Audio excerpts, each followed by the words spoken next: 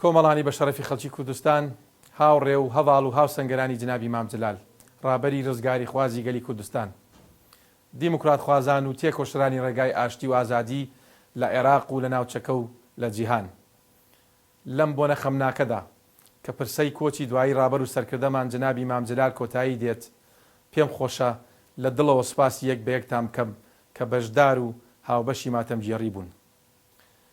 مام جەلال مامی من و مامی هەموو کوردستانیەک بوو، مامی هەموو شۆڕژگەرێکی ڕێگای ئازادی و دیموکراسی بوو. لە هەر شوێنێک ستەم و زوڵم هەبوو بێت مام جەلال و ڕێبازەکەی بۆ دژایەتیکردنی لەوێ بوون.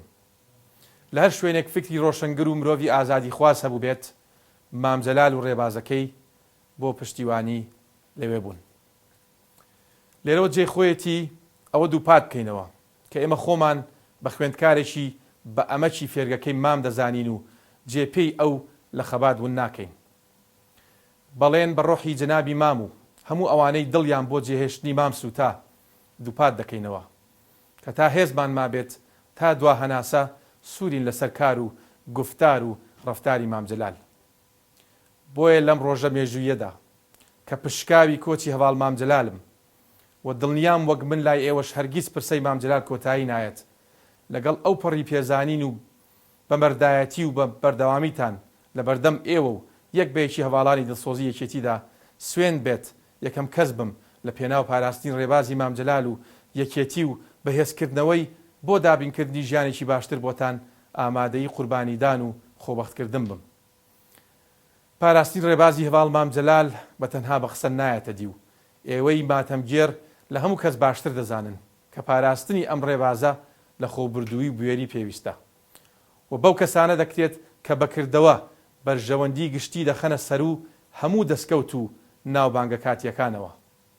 لێرەشەوە بەر لە هەموو حیزب و لایەنەکانی تر ئەرکی سەرکردایەتی ڕاستەقینەی یەکێتیە بەکردەوە پابەندبوونی خۆیان بۆ ڕێبازی هەواڵ مام جەلال بسەلمێن و ئەو دەستکەوتە گرنگانەی گەلی کوردستان کە بە 70 ساڵ خەباتی بێوچانی مام و هاوسەنگەرانی و خوێنی سەدان هەزار شەهید بەدی هاتوون بپارێزن. بە گرنگی دەزانم لەم بۆنەیەدا چەند کارێکی ڕابەر و سەرکردەی شۆڕژگێرمان بە بیری خۆمان و حیزبەکەمان و کۆمەڵانی خەڵکی کوردستان بهێنمەوە و هەر لەم سۆنگەیەوە ئەو کار و کردەوانە بکەینەوە بە پێشەنجی کارکردنمان. جەنابی مام خاوەن هێزێکی لە بنەهاتووی ورە و بڕوا و متمانە بەخۆ و بەگەلەکەی بوو کە هەمیشە پێی وابوو شۆڕشی ڕەوای گەلەکەمان دەگاتە ئامانج و هێزی چەوساوە و ڕەنجدەران و گەنجان و ژنان خەبات بۆ ژیانێکی باشتر سەردەکەوێت. هەر لەم پێناوەشدا تەواوی تەمەنی پرشکۆ و شانازی خۆی تەرخان کرد و لە ڕۆژانی پرسەکەیدا بە جۆش و خرۆشی هاوڵاتیان و هاونیشتیمانیاندا ئەمەمان بە چاوی خۆمان بینیەوە. ئێمەش هەرەو کارە دەکەین.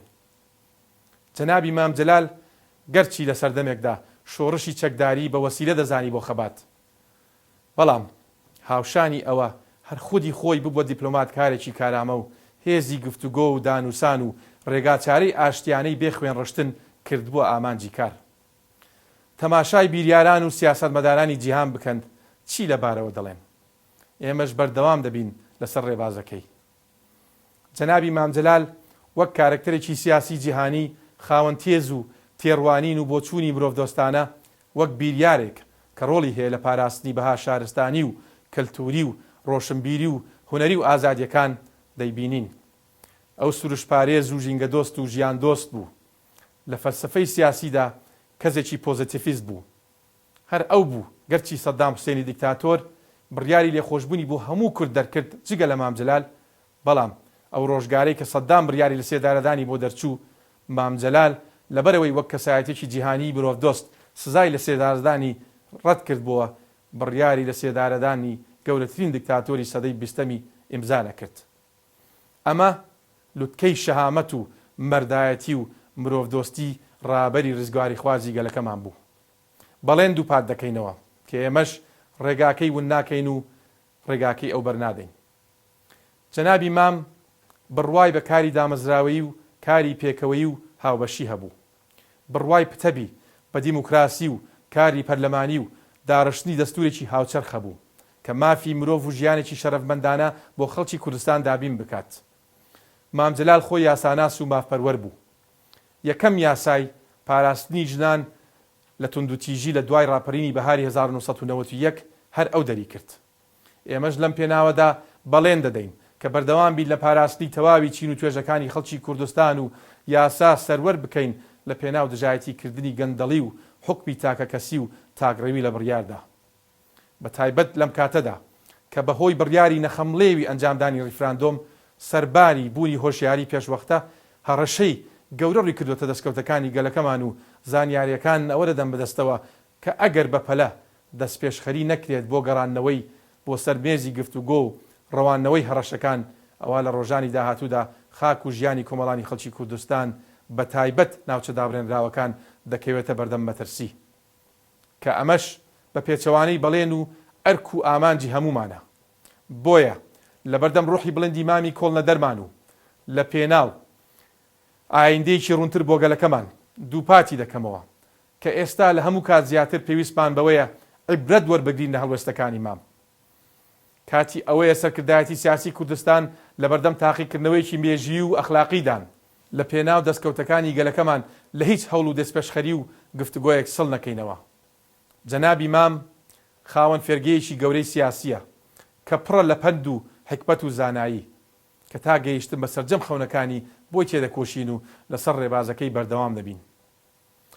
دووبارە سوپاسی بێپەیانمان بۆ تەواوی خەڵکی بە شەرەفی کوردستان و عێراق و وڵاتانی دراوسێ و جیهان کە بە پەرۆشەوە بەشدار و هاوخەمی پرسەی مام بوون.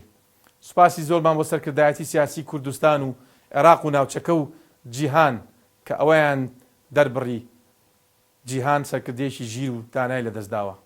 سوپاسی زۆرمان بۆ سەرجەم هێزەکانی پێشمەرگە و دژە تیرۆر و ئاسایش و پۆلیس و دامەزراوەکانی پەیوەندیدار کە بە باشترین شێوە ئەرچی پاراستنی مەراسیمە شکۆدارەکەیان لە ئەستۆ گرت.